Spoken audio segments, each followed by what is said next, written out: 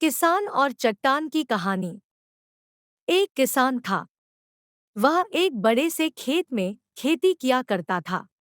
उस खेत के बीचों बीच पत्थर का एक हिस्सा जमीन से ऊपर निकला हुआ था, जिससे ठोकर खाकर वह कई बार गिर चुका था और ना जाने कितनी ही बार उससे टकराकर खेती के औजार भी टूट चुके थे।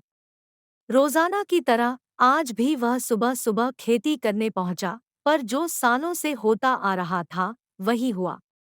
एक बार फिर किसान का हल पत्थर से टकराकर टूट गया।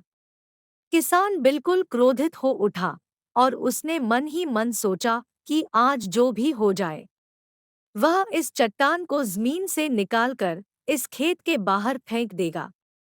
वह तुरंत भागा और गांव से 4 लोगों को बुला लाया और सभी को लेकर वह उस पत्थर के पास पहुंचा।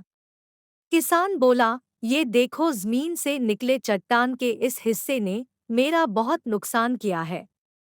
आज हम सभी को मिलकर इसे जड़ से निकालना है और खेत के बाहर फेंक देना है। ऐसा कहते ही वह फावड़े से पत्थर के किनारे पर वार करने लगे, पर ये क्या?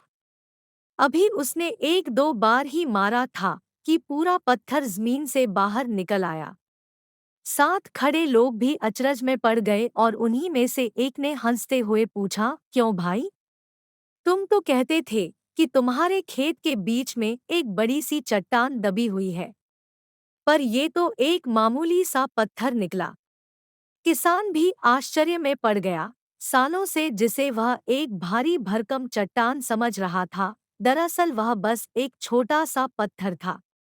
उसे पछतावा हुआ कि काश उसने पहले ही इसे निकालने का प्रयास किया होता, तो उसे इतना नुकसान उठाना नहीं पड़ता और ना ही दोस्तों के सामने उसका मजाक बनता।